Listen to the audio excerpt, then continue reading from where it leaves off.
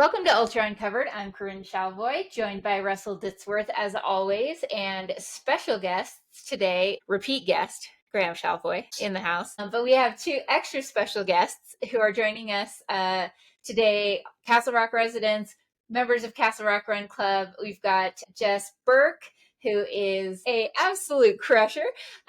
Jess is a former OCR professional. She has a couple of young kids and has been trail running now for a couple of years.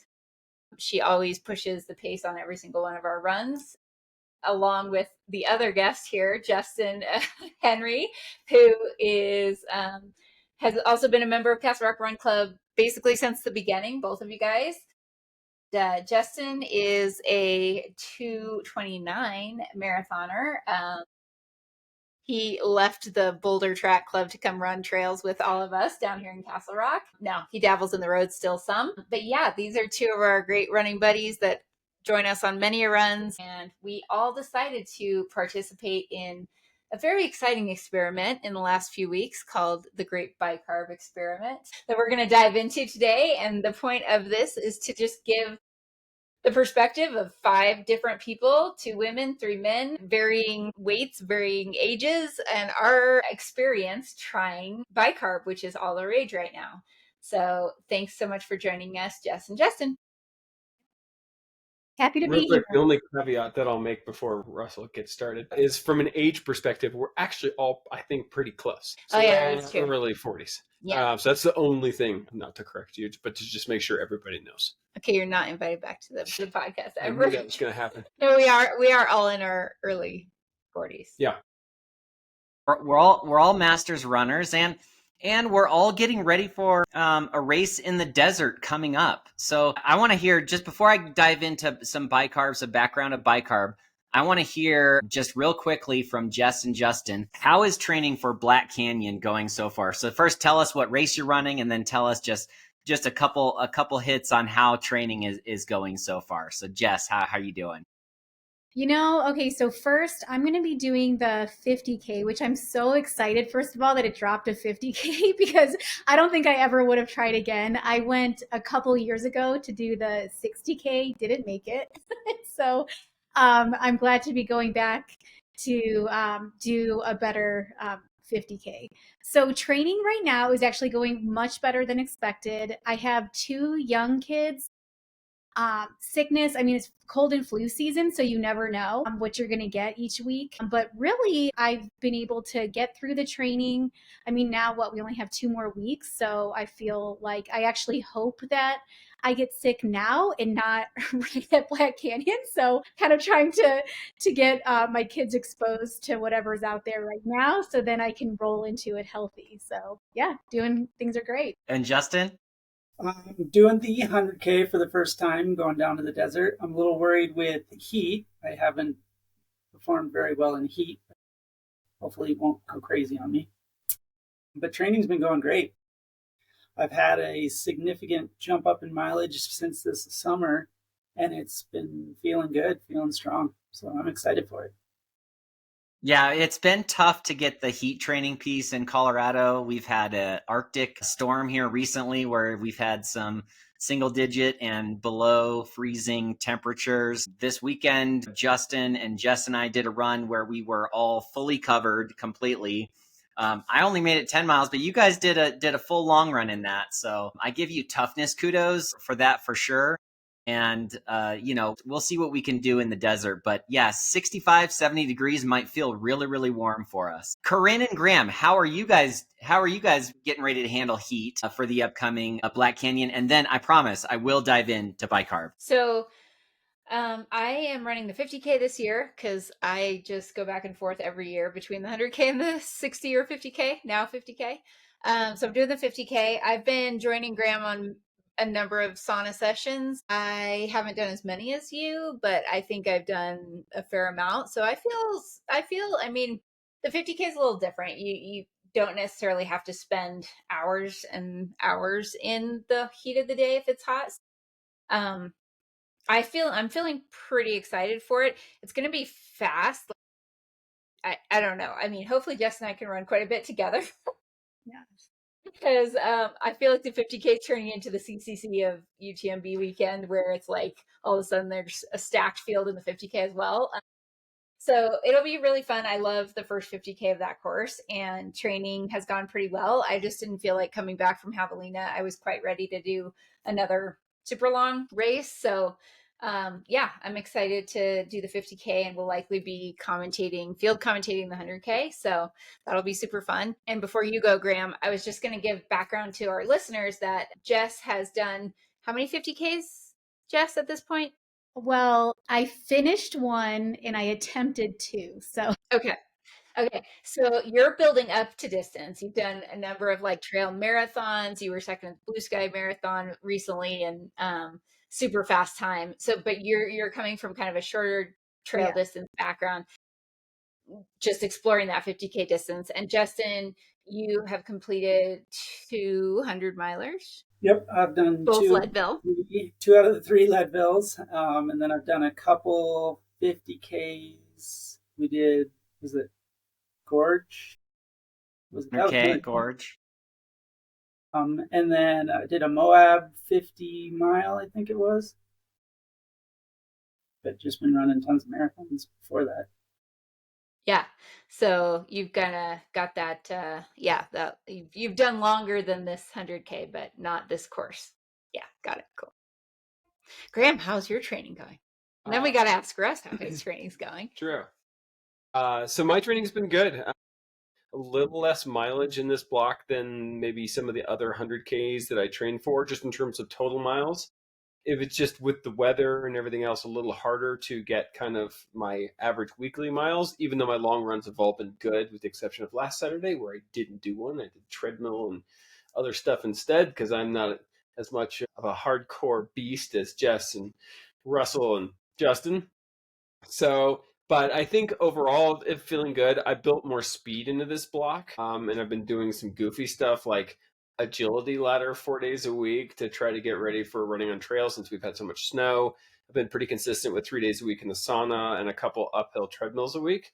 So I think overall, I'm pretty ready to get in there and try to run as fast as I can in the desert. Well, dang, Graham, I was feeling pretty good about my training until I heard that you were doing agility ladders for trails. Now I feel like I've missed the boat here somewhere, and you're hiding some secret training here from us. But in general, I've been feeling really good. I'm running the 100K as well, and it'll be my first 100K at Black Canyon. I've run the 60K there twice, so I kind of feel like I know what it takes to train for a desert kind of a race from where we are here in Colorado. And you definitely still need the turnover, but you also need kind of that proprioception on your ankles and kind of having that understanding of what it takes to run trails after not being on trails a lot like we are here in Colorado. But in general, also my mileage has been really good. I've hit some of my highest weekly mileages in a row this past month, so that's been really good. And yeah, it brings us to wanting to see how we would all respond to taking a bicarb. And so some of the background with bicarb, sodium bicarbonate, it's not a new thing in endurance sports. It's been known that bicarb or baking soda would buffer lactate and have a positive impact for endurance athletes. The problem has been it's never really been worth it to have that benefit, because the side effect was extreme GI distress. And so, Morton has this product that they call bicarb, and it is the sodium bicarbonate pellets in a proprietary hydrogel component. And so Corinne has got kind of can kind of show again, you can show this is component A. So component A is just the tub that they use. So 200 milliliters of water. Component B is the powder that goes into the water, and you mix that up and it goes into a little hydrogel, kind of a soupy solution. And then component C is our pellets. And so I don't know if you can, zoom in there. There you go. Very, very small, smaller than any sort of pill you would take. But, there's that many. And this is, Corinne, how much is that? Is that a half dose? That's a quarter dose. So that's a quarter dose of pellets in the bicarbonate system. And to go into a little bit of a background, obviously, who would use this kind of thing? You might think like a product like this would only be for professionals, but Morton sells it as a product, so there have to be other athletes that are interested in using this type of a product. And I think it's people that are really going after kind of some of those marginal gains that you could have. And I think everybody, it's up in the air right now, but it's up in the air a little bit in terms of like who's going to respond to it and who's going to, maybe not have that much of a benefit from it. So, our thought here was that let's devise a test where we take this, we compare it to some other workouts, and we determine for ourselves whether this is something that we want to continue to use in training and racing. So, Bicarb is sold in different concentrations. They've got what they call Bicarb 12, 15, 19, 22, and 25. And all of those represent different concentrations of the pellets.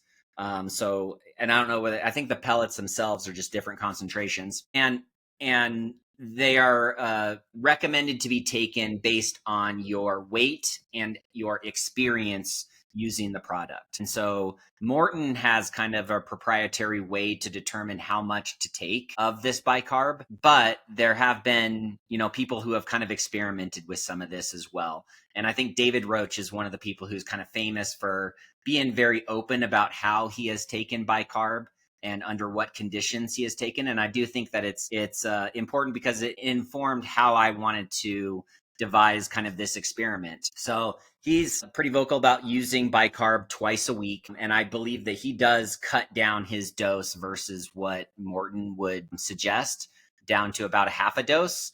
And he uses for his component that he puts it in, either the hydrogel that it comes with, or he's also used beta fuel gels as just another medium to suspend the pellets to ingest. Because one of the things from Morton that's very critical is that you do not want to chew on the pellets. You want the pellets to be ingested all the way, and then for them to be able to dissolve and get into your system through that stream rather than chewing the pellet. Yeah, so I'll stop there. Corinne and Graham, do you guys have any additional commentary? Yeah, just a couple things. That's a great explanation, Russ. I think a couple things. One, we know that this is big in the pro cycling peloton, and it is coming over to trail from, as it happens a lot, whatever the pro cyclists or the cyclists are doing kind of tends to trickle down. And so I think it's very common in that sport and in that echelon of athlete. I would say too, like, I know that personally, just working at the feed, that we keep the top 100 SKUs that are sold out on a certain area of the warehouse, and bicarb is out there. So I'd say that's good evidence that it's being, if not being used by a lot of people, at least being purchased by a lot of people to try. I think that it is definitely selling. So a lot of people are either experimenting with it or using it in everyday use. And then, yeah, just the only other thing I was going to say is the point of the pellets, right, is bypassing your digestive system so that it actually gets into. The point of the powder is so it bypasses your. The powder, so that you don't have to go, so it doesn't have to go through the normal digestive system, which could cause the GI distress. That's the theory behind it. So, yeah. I am actually curious, Jess and Justin, when did you first hear about bicarb? Justin. I think it was you or Corinne. I think it was after one of the long runs. You guys were talking about it. I'm like, what are you guys? What's this thing? And then I was just intrigued by it. I guess one of my goals for this race is to eat and do way better with nutrition, because that's for sure my weakness. And so I'm trying anything. Jess. So I first heard about it, I think it was a feed, something on the feed that came up online or something in through my email, and it showed bicarb. And so I was reading about it, and then I definitely heard it on the Swap podcast. And then probably about a month later or something, we started talking about it in our long runs. And then, yeah, so that was kind of where it all began. Perfect. So this kind of brings us to this experiment. And so I'll kind of lay out kind of some of the parameters here and why I chose some of the things. So between myself and Jess and Justin, we distributed some Bicarb 15 is what we started with. And what we decided to do, because I think we were all a little bit nervous about the GI distress, we started with a half dose. With the idea that like, hey, we want to follow the protocol that is on that Morton suggests, but we also are a little bit influenced by like, hearing like, hey, if you want to start with something, less than that, it still can be an effective dose. So we started with a half dose. We're going to use it twice, once with an interval workout, and then once in the context of a long run. And so the idea was to take half a dose of Bicarb 15 as prescribed by Morton before 2 of those workouts. And then in order to kind of, I'm an engineer by trade. I enjoy kind of setting up some of these things to kind of compare for my own training. But we decided to do 2 very similar workouts in a row, separated by about a week. And then we did similar type long runs, also separated by about a week, and did the Bicarb. I think one of the Bicarb days was on New Year's Day. It was a track workout with all of the Castle Rock Run Club folks. I think we had 18 people out on the track out at Castleview High School. So that was one of the days. And then the other day was a recent long run. So I think it was probably separated by maybe 10 the 2 different times using Bicarb. And Corinne joined and did Bicarb. Maybe she did a slightly different workout. So we'll get into kind of some of that as well. But that's kind of the basis of the experiment, was like run a workout without it, and then run a workout with it, and be able to compare maybe some empirical data, but also be able to compare just our thoughts and feelings on how we felt during those workouts. So let me see if I caught all of my points here. Graham decided to use it kind of on his own as well, and we'll get into that experience. And so let's start here with just kind of the anecdotal experience of actually taking the Bicarb, because I do think it's interesting. And Corinne, maybe let's start with you, because you've probably taken it the most times out of anybody in the group here. Okay, so you want just like, do you want my experience, how I felt, and like how often I've taken it, or do you want just my first reaction when I tried it for the very first time? Let's just do the actual taking of the Bicarb experience of like how, like mixing it and how it tastes and how you feel immediately thereafter, not in the workout. Okay, so first I had to whiteboard how I was going to do this because it's so complicated. No, I'm just kidding. It's kind of, the protocol is very specific. You're supposed to take it at least 2 hours before the run. So if you have an early run or you have an early race, that does present a little bit of a challenge. Although I guess for a race, you're probably going to be up that early anyways. But the first time I took it, I think I did it and this was way before you guys decided to do your experiment. It was like probably 6 months prior to that I took a full serving before a long run. Okay. And it was a couple hours before a weekend long run. So it wasn't going to be a particularly early long run, and therefore I didn't have to get up super early, but I did take it 2 hours before. I don't think I read the instructions closely because I didn't eat. They do say you're supposed to eat an hour before you take the Bicarb, ideally. Is that right, Russ? An hour? That's exactly right. So to go through Morton's protocol, it's eat and then wait 60 minutes and then take the Bicarb. And then the Bicarb is supposed to be taken anywhere from 90 minutes to 2 hours before your workout. Yeah. So it was interesting. I mean, I definitely so you fill the cup with water, and then you put the powder in, and you close it and shake it and leave it for 3 to 5 minutes. So I was expecting, once I shook it up and I left it, I was expecting it to turn into a pretty thick kind of like consistency, like almost maybe like a jello-y kind of, like I thought it might turn into like a Martin gel, which is actually quite gelatinous in texture. It is a lot thinner than that. So it does kind of thicken, but it turns into, I would say, pretty like almost like what? Gross. Are you It's gonna like snot. Snot? Graham's saying it's a snot consistency. It's thin. It's fairly thin consistency, right? But there's a decent amount in there. If you put 100 milliliters of water in, like there's a fair amount of stuff. Then you pour the pellets in it, and I think it's kind of hard to eat it without wanting to chew the pellets.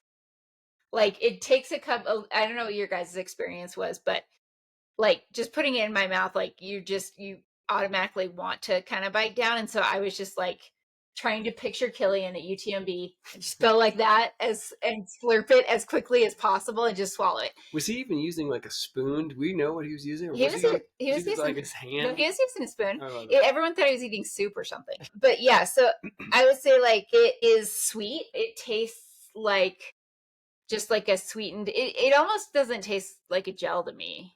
It tastes more like just like a sweet, I don't know. How would you guys describe the flavor? I can't Jess? describe it. It's really neutral. It's not salty at all. It doesn't taste bad. I didn't think it tasted bad at all. It was more like just getting it down was the problem. But yeah, I don't know. What about you, Justin? What was the flavor like? The kind of same thing where I wanted to chew it really bad, and it was really hard not to chomp down on them. But I didn't mind the consistency. It kind of tasted just like a weird gel, I guess, with chunks in it. Yeah. So we did the half dose, so 100 milliliters with the pellets. So how many spoonfuls would you guess that is for you guys? I don't know. Justin? I think it probably took Were you me, using a spoon?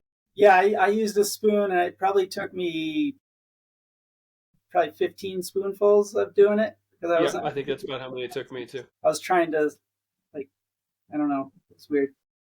But yeah. And then Jess, you and I talked about this, but it was almost hard to keep getting the pellets like up suspended in they kept like falling all the way down to the bottom. That's true. And the first time I didn't even realize that, so I'm just scooping up the gel, and I had none of the pellets. And finally, I get to the bottom, and it's like all pellets. It was horrible. I know. So then I was like, "Oh no, what do I do?" So I'm just scooping it up and just trying to like swallow without biting. It was terrible. No, that's a good point. And if you're going to do this for the first time, like make sure that you have a decent amount of pellets in each spoonful. Like, yeah, I learned my lesson the second time. And honestly, the whole point of getting it is to get all of the pellets in without chewing them and get them in the suspended in the solution. So that is the point of doing it. Mm-hmm. I will admit that I had a little gag reflex about it. I was not enjoying getting it down. It tasted fine, but I don't know what it was about my mind that was just telling me like, don't do this. I was the same way. Okay. I don't know what it was. It didn't taste bad at all. I could not, especially the first time. And maybe it was because I was just scooping the gel and trying to get it down. But I could not get it down. And I kept gagging. And I was like, what's wrong? It tastes fine. I don't know.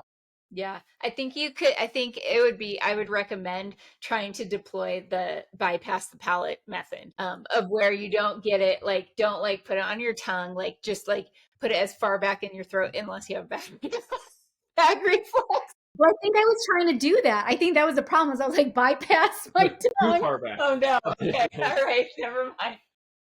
Not the pro tip. So do you think that you should try to eat it fast or like just take your time, just relax, do some breaths? I ate it faster the second time and it was better the second time. I ate it real fast. Well, you eat everything fast. Yeah, but I ate that as fast as I could because the first couple I was like, boy, I need to really hustle to get this down or I'm going to gag on it. Really? Justin, no problem. You're good to go. No, I didn't have any gag reflex with it. It was just a weird sensation of trying not to chew it. I just really wanted to chew. Okay. Did anyone get any like weird sensation immediately after consuming or did you just feel totally normal? I felt relief. I was so happy to be done. You did the hardest part of the workout. Oh, really? Now.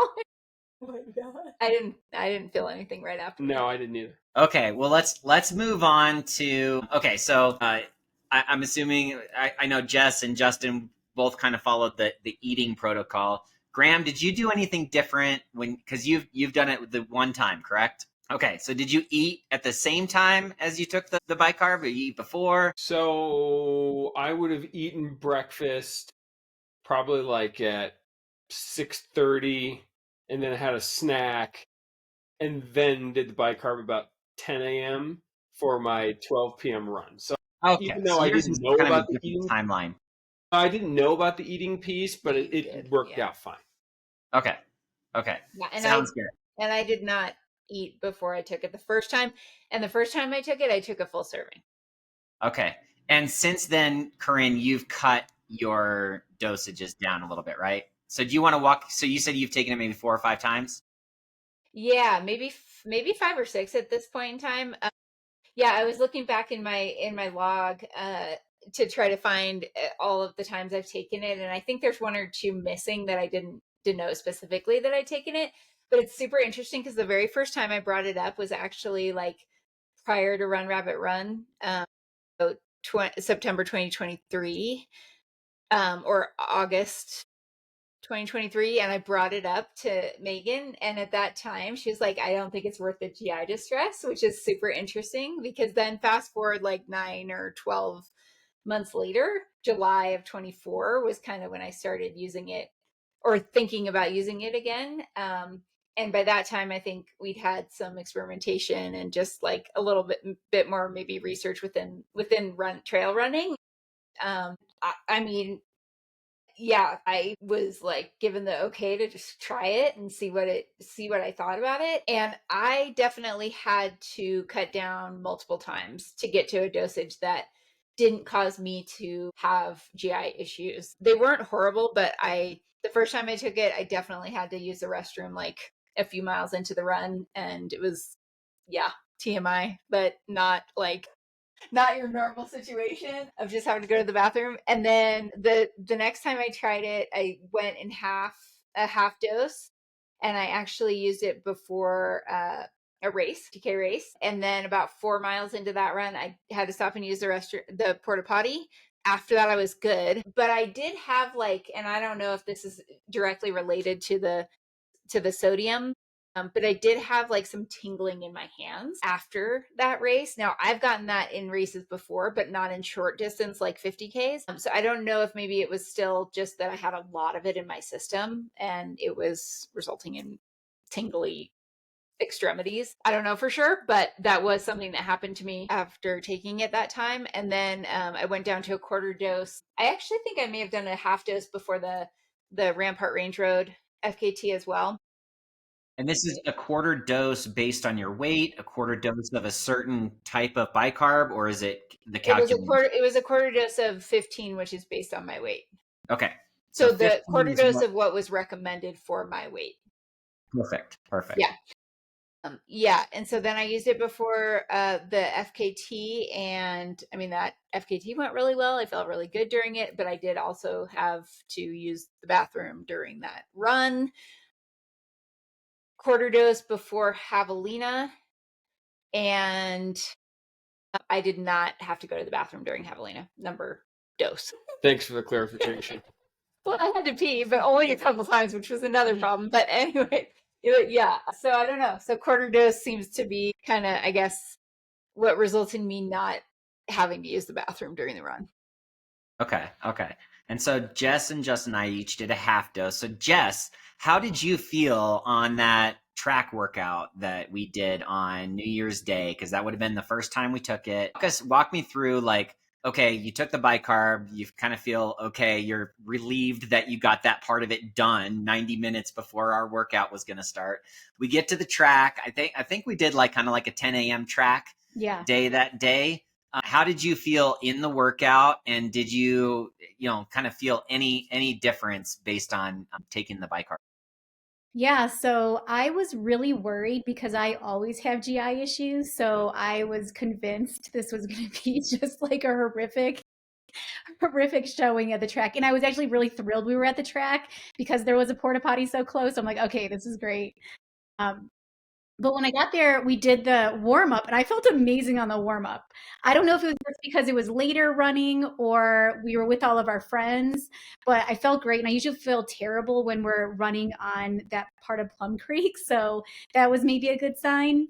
And then we started the workout, and I did not do the baseline before. So I haven't been on the track for probably almost 3 years. So I had really nothing to base this off of except for really old track times, which I could never hit anyways. So my goal was just to get into a good groove and be able to maintain whatever piece I was doing. So I was able to do that. And I was really surprised about just how steady I could run. So I didn't feel like I was extra fast or anything, but I definitely wasn't as fatigued as what I thought I would be getting back on the track 3 years later in like 30-degree weather. And typically, if I've done that before, even just being off the track like 6 months, I would be really sore, and I could feel it in my calves and in my quads everywhere. But I felt pretty good the whole time. And then I finished it off with some 200s, and I felt really good on the 200s.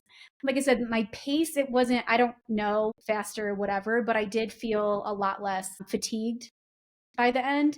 And then the one thing that I did notice is after, I wasn't sore at all. And I know every time I start track again, I am beyond sore, especially my calves, especially my quads, nothing. I felt great. The next day I was like, oh, did I do track? I don't know. So I don't know if I didn't push myself. Like, I don't know what happened. I think it was the bicarb. It had to have been. I'm a longtime track runner, so I have a ton of history on it. This was the first time that I walked away and felt like I could have done another workout the next day. Oh, and I should say too, so I took a half. And actually, I probably took more because I took the same amount of you, but I weigh less than you do. So I don't know if that equaled out. But I didn't have any GI issues or anything, I was like beyond amazed. You took half of Bicarb 15. Mhm. And so I do think that for you, it was actually pretty close Like to the like right a half dose. I think for Justin and I, it's probably closer to like quarter to a third dose Okay. based on what we took and based on my approximation of our weight. So Justin, we did Ks also. So Jess did Ks too. Yes. But Justin, you and I did Ks, and we did a workout ahead of this. But I want to hear about how you felt on the New Year's Day K repeats workout. And so just to break down this workout, we did a warm up, and then we did 8 by 1K off 2 minutes rest. Yep. So why don't you go into kind of how you felt on the day that you took the bicarb, and then you give us kind of any of your background in terms of comparing it to the previous workout. Okay. Yeah, so I was nervous as well from hearing Graham's dislike of it and the stories that you guys were Spoiler. saying and giving kind of clues of what could happen. So I, like Jess, and I scoped out the porta potty before we began. But I was having, each time that we took it for the Ks or the long run, I had these weird burps that they kind of tasted like Sprite. And I don't know what that was about, but it stopped after I actually started running. But warm up felt good, and then got into the Ks, and I tried to run them the similar effort as I did the baseline K, and I ended up feeling pretty comfortable and pretty good on all of the repeats. I would say I think I was 4 to 6 seconds faster with similar effort. So I was very pleased with that, and I tried to stay as consistent as I could throughout them, and I got pretty good reps with it. But I liked it. I think it was great. And like Jess, I wasn't sore the next day at all, whereas the baseline I was feeling a little bit. I don't know for sure though, because I'm also getting back into shape. So I don't know if the week and a half or 2 weeks, what we had in between the baseline and the bicarb test, if I got that much more fit. I don't know, but I tried to make it as consistent as possible with, ate the same thing for breakfast and just made it as similar as I could. But there was definitely some awesome energy with 20 people running around the track all doing the same workout. It's been a long time since I've done that before. That was really fun for sure. Yeah, that does make a difference. Also, just on baseline on how like your body felt, I think that piece of it is instructive as well. I mean, you weren't running them faster. I think the first set of Ks you were running right around 340 a K and then 2 minutes off, and you were doing kind of a jog rest into the next one. Yep. And then on the workout, you looked really comfortable, and you were hitting anywhere from like 334, 332, all the way down to your last ones were 330. That is interesting about like how your legs and body felt afterwards. I do think that there's a little bit of a decoupling there in terms of like, aerobic fitness versus just how your legs and body feel. And that's something that, for me personally, that I'm taking into account when I'm looking at these things. So And it makes a difference because it means that you can go back the next day as a master's athlete and still go to the drawing board and have a good follow-up run, and not just like, okay, now I'm going to do 3 recovery runs until my next thing. It does make a difference. So I don't know if you have any thoughts on that with your kind of history of track and running track workouts. Yeah, so I remember back with Boulder Track Club and everything, we would do workouts, and the next day would be a medium long run, or we'd go do a harder tempo or something like that. I would be a little bit sore from that, but now being master, like I definitely can't do that. And I felt pretty dang good the next day afterwards. So I think I like it. So we'll see. Corinne, I know you didn't do the exact same workout, but you did a pretty good workout on that day. I think you had like a 1 on, 1 off, like maybe 3 sets of those, something like 3. Yeah, I had 3 sets of 5 by 1 on, 1 off. So yeah, and I haven't been on the track in a long time. Did I wear super shoes? I think I did. Yeah, I wore super shoes. Adidas Yeah, shoes. Adidas Pro. So yeah, and it went really well. I mean, I definitely felt fast, and I think that might be what I noticed the most with the bicarb as well, is the like feeling less fatigued later on in whatever you're doing, whether that's the workout or like a long run, just feeling a little bit like, oh, I'm not, quite as tired at this point as I think I should be, maybe. So yeah, so the workout went really, really well for me. I also don't think I got particularly sore afterwards. Maybe that's the track surface, or I don't know, but no, I think it was great. I didn't have any GI issues, and yeah. But anyways, I felt great during the track workout. It was super fun, and I actually enjoyed it. And I definitely used to hate the track. And Russ, just to kind of interject a little bit, I did not take it that morning that we all went out to the track. I also ran fast and felt really good at the end without any of the bicarb. So just to kind of, Were you sore afterwards? I was not sore at all. Oh, okay. So the real performance enhancer is the Castle Rock Run Club crew, and just running with all of our friends is just really the main performance enhancer, is what you're saying. I would agree with that. Well, okay, Graham, you interjected. I do want to hear the story because the title of this episode, Bicarb or Bi-carb, is partly for you. So let's go. You had an afternoon workout that you tried this on. I want to hear about this experience. Yeah. So I kind of talked about kind of eating it and the whole thing that led up to it. So I got up to the door. I wore super shoes. It was going to be, I think it was 7 by 2 minute fast on a slight downhill creek path, and started the run. Actually felt really good for the warm up. I did just like Justin. I have burps. Very, very similar. They tasted kind of odd and slightly sweet, just like you said. So a very similar experience with that. So I got into my first one, and I immediately did not feel amazing. So even on the very first one, I ran probably like a 6 flat pace, which for me is probably, for those, maybe 15, 20 seconds slower than I had been running them coming off of like a 5K training block. So I was a little surprised at how slow it was. I also felt weird. I felt, the best I can describe it is kind of buzzy and just kind of odd, like almost overly caffeinated or something like that. I just felt strange. But the thing that was the biggest challenge for me is, as opposed to a lot of people who talk about having a lot more pop in their legs, I really found the opposite. I could not get my legs to turn over. Like from a cardio perspective, I wasn't even breathing that hard. It was I couldn't get my legs to turn over, and that is the opposite of typically what my limiter is, which is more on the cardio side, or breathing really, really hard, but the legs will still go real fast. I had the opposite experience on the bicarb. I just could not get my legs to turn over at all. I felt the whole thing, and I ran the whole thing to the okay fast, probably more like at a moderately paced run, but the entire time I was thinking to myself, man, it's got to be the bicarb. That's the only difference. And I run my workouts about the same time every Wednesday. I had a similar run the day before with strides, wore super shoes. Everything else I tried to control for, I just simply didn't feel good at all on the workout specifically. Felt fine warm up, fine in the cool down. But when I was really pushing, that's where I really struggled. So, and I have to add, because this is a funny thing, that Graham's like Mr. Positive. So he calls me after the run and he's like, so I have some really good news. And I was like, and I knew he'd taken the Bicarb. So I'm like, oh man, it must have worked great for him. And he goes, you will never have to worry about me ever wanting to buy Bicarb or use it ever again, because I felt horrible the whole time. And I was like, what? Really? Oh no.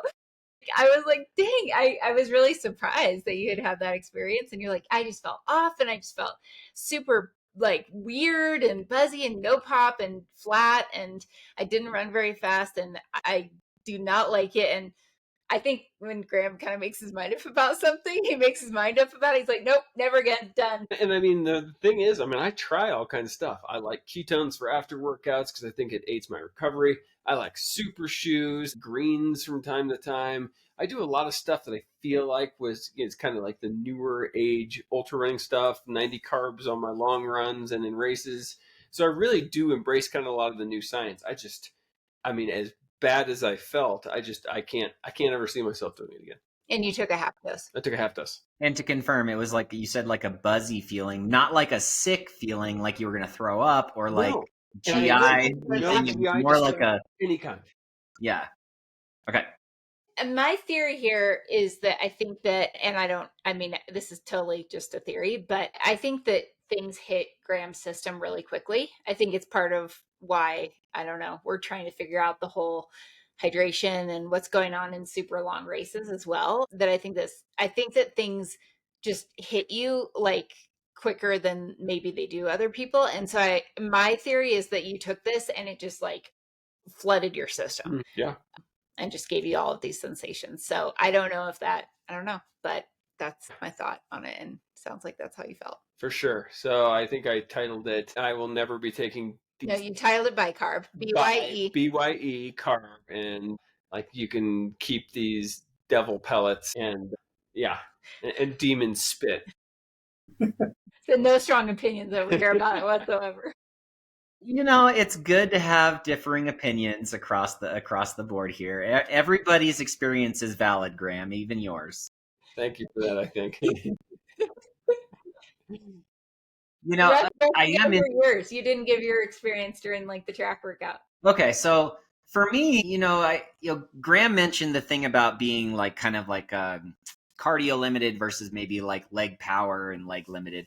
I think I'm that to the next degree. Like I am always winded before my legs feel like they're piling up with lactate or something like that. It'd have to be a very hard specific workout, like a mile all out or something, for my legs to feel like, oh man, that was terrible. Maybe that's what I need. That's the type of experiment I need to be doing to see how bicarb would impact me. But in the end, looking at it, and while I was going on with the workout, I was thinking to myself, man, this feels exactly the same. I'm running basically the same split. It's like I don't know if I'm feeling any different. But when I go back and look at it, I think I have a couple things similar to Justin, where it's like my legs didn't feel like maybe as tired afterwards or as fatigued the following days. And additionally, I did run them a couple seconds faster every single rep. And I am not like a seasoned track runner. So it does take me a little bit to get the rhythm of pacing and do that right. I was a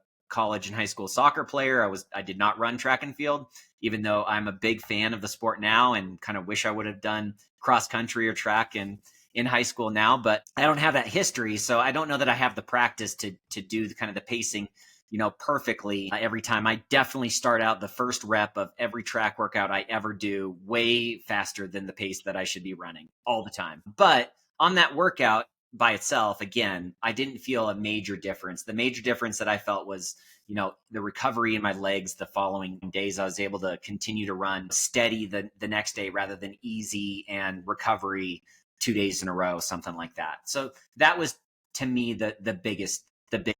Yeah. So kind of to summarize, it sounds like Justin loves it. He's maybe our super responder. Jess also likes it a lot. Felt really good. Kind of hard to tell compared to what it would be normally, because maybe it was just the stoke of the atmosphere. But it sounds like you're also pretty big fan so far. And Russ, you're kind of take it or leave it at this point. I wouldn't say take it or leave it. I do think that for me, like, it had a positive impact, and to me, that was even backed up by the second time we took it was in the context of a long run. And one of the things that I was going to bring up was, it says to take this stuff, 60 to 90 minutes before your workout, right? Well, we had this long run scheduled, and it was kind of an earlier long run. And I think I pushed the limits. I maybe did the Bicarb about 60 minutes before we were going to start running, with the philosophy that, like, okay, well, we're going to start like basically like kind of like a warm up, and we're not doing, any of the speed stuff or any of the workout stuff within the long run until a little bit into it. And I felt completely fine. So, to me, I mean, for a long run or for a race, I don't know that I might, a long race where you're going to kind of warm up into it. You're not like a track race or something where you're going to, it's an hour under, 2 hours or under or something like that. I think 60 minutes before is probably not a problem if you've practiced it and it works out okay. So I don't know, Jess, how did you feel about the second time you took it? Did you have some of the same kind of conclusions? What were your thoughts after the long run? Oh, sorry, Jess. Yeah. It was funny because my second time actually wasn't as good as my first, but I also had a lot of confounding variables. So one of the things I didn't say is for this training block, I have been trying to do heat training. I can't put in a lot of miles, so my whole philosophy has been train smarter, not harder. But the thing is, I think I have been going harder and not realizing it. So that week before we did the Bicarb, it was that really cold, snowy week. We had like 2 snowstorms in a row. So we were doing a lot of treadmill running. And so I've been doing some active heat training on the treadmill because I just don't have time to go and do sauna or hot tub or anything like that. So I had been on the treadmill, and then I didn't realize that I was doing like everyday heat training and longer intervals of these heat training sessions. So by Thursday rolls around and I am toast. And I'm like, what is wrong? Am I getting sick? What's happening? And then I'm thinking back, like, oh my God, I think I just fried myself because I'm so hot from these stupid treadmill runs. Wait, are you wearing a bunch of clothes on these? You know it. Yes. Or yeah, of course I am. Right? I mean, so dumb. And then then what I would do too is my workout or a run, and then I would do a 30-minute heat, I'd like tack it on or something. It was so, wow. But whatever, I know. Anyways, so then Thursday rolls around, I can't even move. And then Friday I shuffle. And then so when Saturday comes around, I'm like, I need Bicarb. I need anything to get me through this long run. So I do the Bicarb. It was fine. It was easier to take down because I knew what to expect. But in the run, I don't know, so the first couple miles, I once again felt amazing, but I think we were going downhill also. I don't know. I just remember we were all like, yeah, we're running. It feels great. And then the workout happened and I felt terrible. I mean, it was kind of like what Graham was saying. Like I didn't feel buzzy at all. I felt dead. And I really think it must have been the week, or maybe it was Bicarb. I don't know. I didn't feel great. I did it. And I did a longer run. So like maybe the Bicarb actually got me through that longer run, or maybe it hindered. I have no idea, but I don't know. So I need to do it again. The plot thickens. This is a twist in the story that I did not know. We're all going to answer whether or not we'll take it and what our plans are for the future. Yeah, totally. Yeah. Oh yeah, I won't say it. Wait, not yet. Everyone in suspense. But yeah, I don't know. Yeah, you have to wait till the very end of the episode, which is probably not that long from now, but you have to wait for the end of the episode to find out if people are going to take this before Black Canyon or not. So, okay, so not the best experience on your long run. Okay. Justin, did you do it before a long run? I did it before the long run, and I had a baseline long run that we did the same workout on. It wasn't the same course. You're so good. You're like you're following all the protocol. Yeah. I sent out the spreadsheet and Justin followed the spreadsheet. I did for the second one. Justin followed the assignment. I'm a scientist. This was normal stuff for me. So I did a little bit messed up with, I ate more again for the long run. Jess was my slave driver for that. Mm-hmm. I made him. The Bicarb long run. I had a 90 precision right before we started the actual workout part of it. But I did my Bicarb. I think I did it an hour and a half before we started our run, which was, I think, an 8 o'clock run, and ate breakfast, same thing again that I had before the previous long run. And I know these two were cursing me out loud and probably under their breath because we got towards the end of it and we all talked about it, and I was like, I felt great. Like, that was amazing. I don't, was it the bicarb? Was it eating more? I don't know. I think it was probably bicarb, and then again, also getting more in shape. But yeah, I know Jess and Russ both were cursing me under their tongue. Yeah, I did. This is like Justin finding out about trail shoes, like trails for like 2 years with us, and then he gets his first pair of trail shoes, and he's like, "Oh, this is what traction's like? Cool." You guys should try trail shoes. These things are pretty awesome. Okay. How long was that long run? I think I did 22.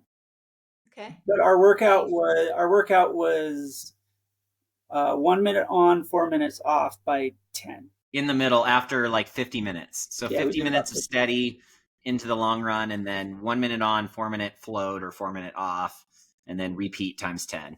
And I personally felt better in the control workout on that one. But again, I do think that there are confounding variables. And for me, if I have to choose between fueling correctly for the long run or bicarb, I'm choosing fueling every time. I think that's where you're going to get all of your bang for your buck, Justin.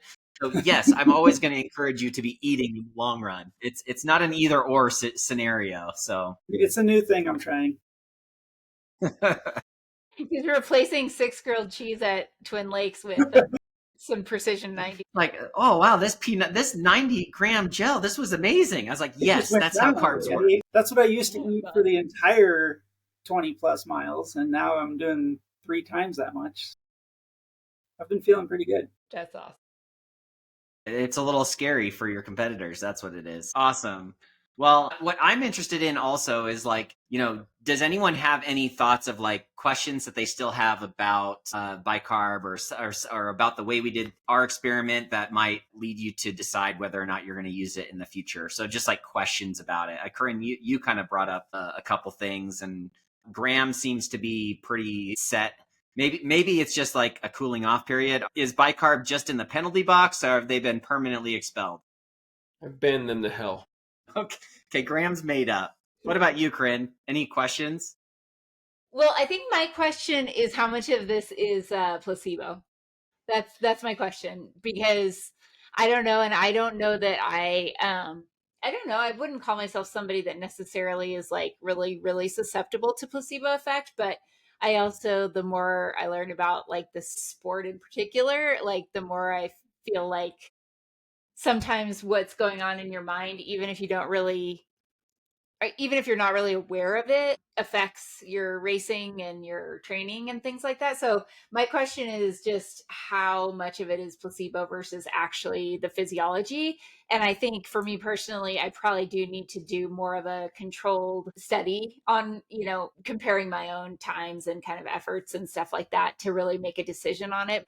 For now, I don't think that there's any harm for me in continuing for like races to do a quarter serving, and I'll throw it in before some workouts too. I don't know about long runs. I don't know. I think it does have more of an impact on when you're at intensity, whether that's in a race setting or a workout setting, than necessarily just for an average long run that doesn't have, even if it has a small workout in it. I don't know if it would be worth it to use it on that. It's an expensive product. So maybe save it for workouts and races is kind of something that I'm probably thinking about right now.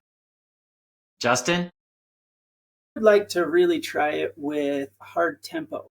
And so for the Ks that I did, I tried to do similar effort, which was a controlled, comfortable effort, and try and hit very consistent paces. I'd like to try it do a baseline tempo, say 10 miles or so, at trying to do pretty dang hard.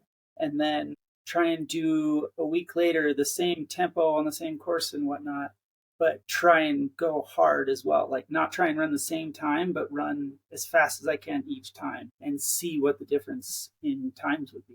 Yeah, Jess, any thoughts or questions? Yeah, my question's the same as Justin. I would like to try it with a tempo, something longer, and that's always where I struggle. The 1 minutes and all of that, I feel like no matter how tired you are, you can always kind of get through those. But in a tempo, you either have it or you don't on that day. And so I would really like, and you can really feel your body during that time and what it's going through. So I would love to try it during that. Yeah, I have two more I just thought of. Okay. One, I'd like to try it during a really short race, like a 10K, Yeah. like a 5 or 10K. Hmm. Try it before that. And then also, I'm super curious how, kind of like ketones, curious also how it would work like halfway through like 100 miler. So similar to like how Killian took it. Like, what would you feel like if you had been at effort for 8 hours and then you took it and then you needed to go for another 8 or 12 hours? Like, I have no idea. And probably one of those things where you just have, if you really want to try that, you're going to have to do it and risk in a race. 100 mile, DNFing 100 miler if it doesn't go right to get that. Yeah.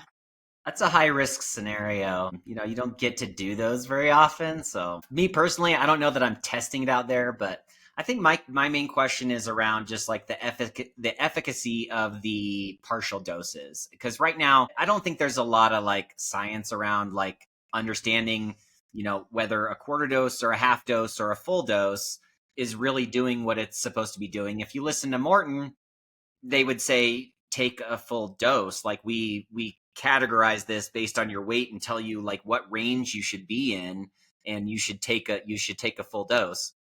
To me, they have an interest in you taking a full dose because it's a product that they're selling.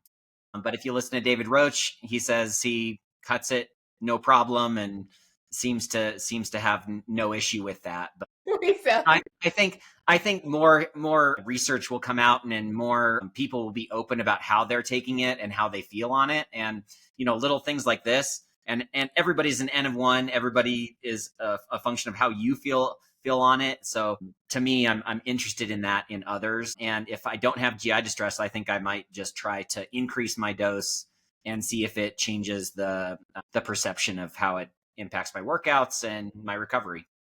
Are you going to increase your dose until you have GI distress?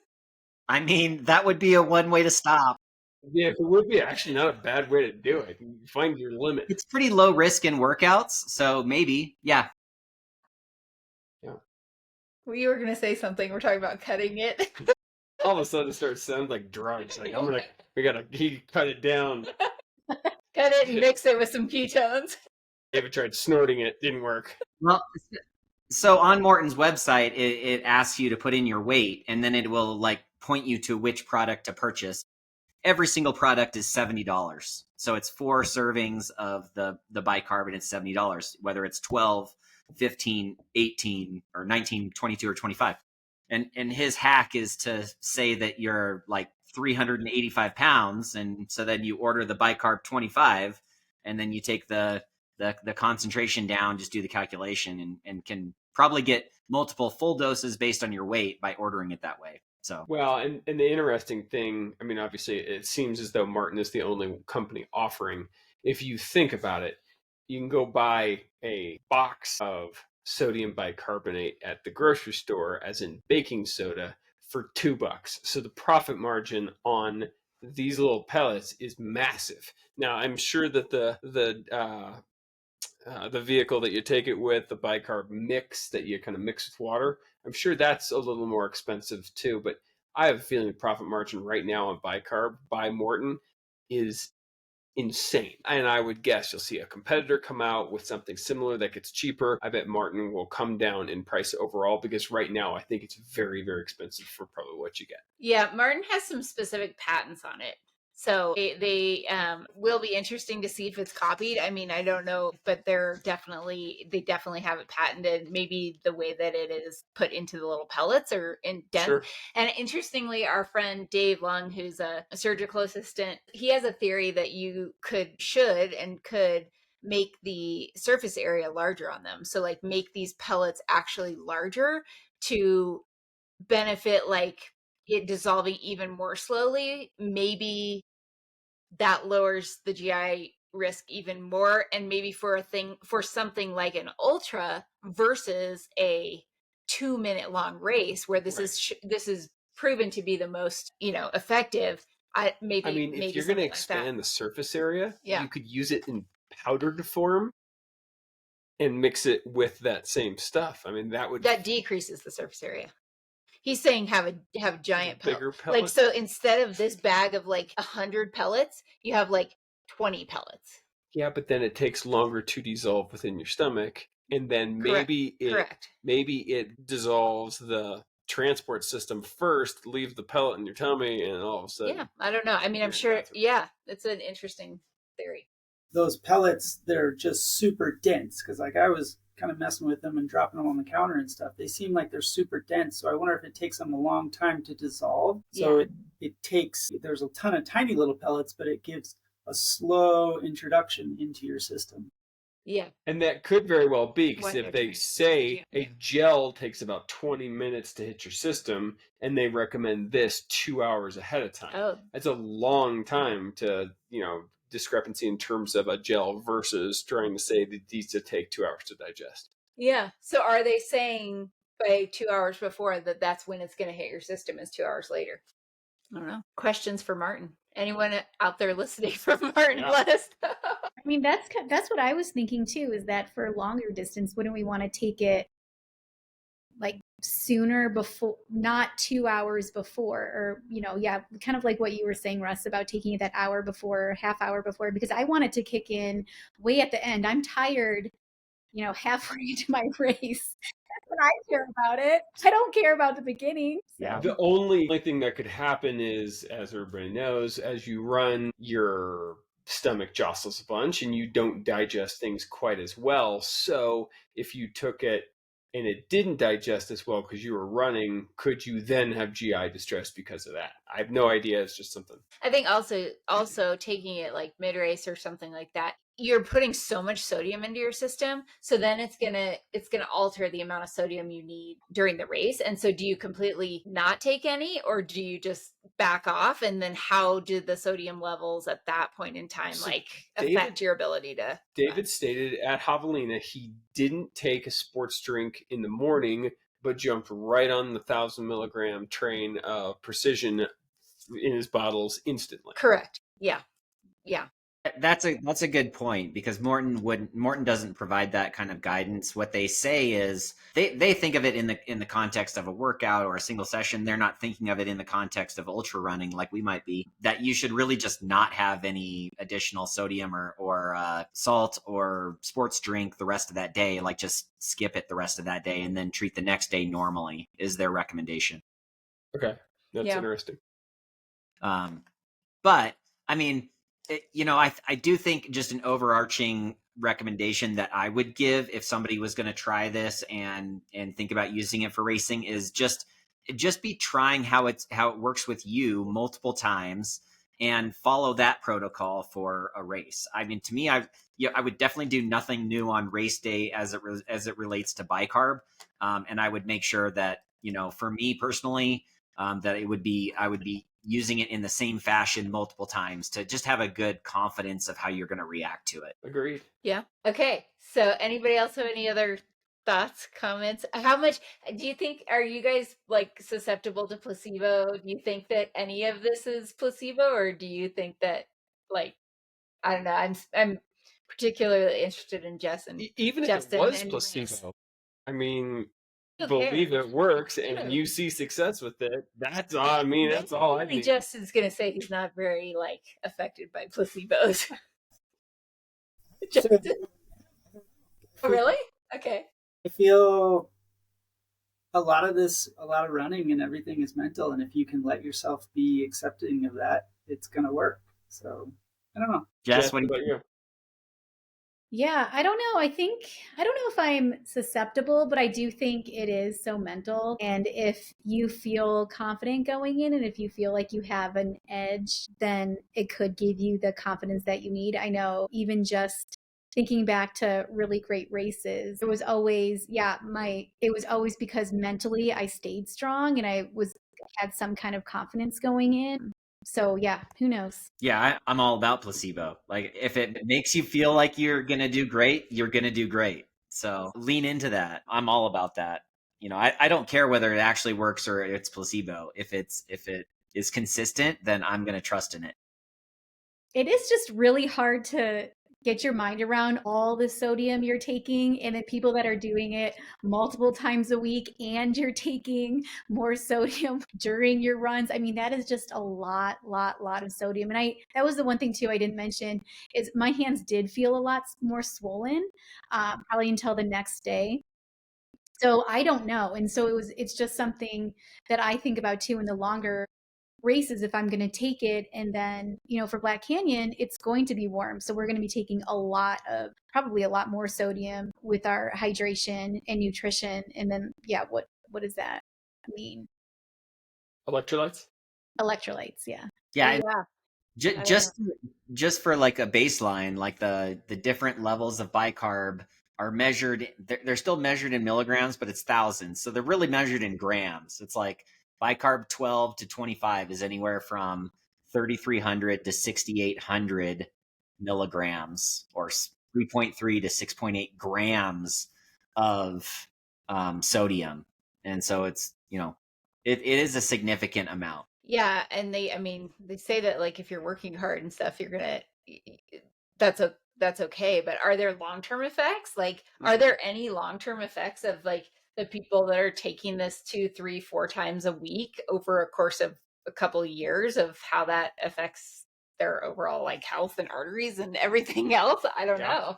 It's sure. I have the same question with ketones of like you're putting yourself into ketosis. So I don't know. If there's any studies out there on long-term effects that people know of, share them with us. So should we get ourselves to the $1 million question or the $70 question? Yes, $70 question. All right. Yeah, and if you've listened this long enough, give us a rating and review, because we never asked for that, and we want more people to hear about the pods. Share it with somebody that you think might be interested in taking bicarb. That's what they do on Morning Brew Daily. This is my new tactic. Share it with somebody that does XYZ, so we can give them something specific to share it. So, yeah. So share this episode with someone who has done bicarb or who you think should try bicarb, and we would appreciate it. Yeah. Okay. So here we go.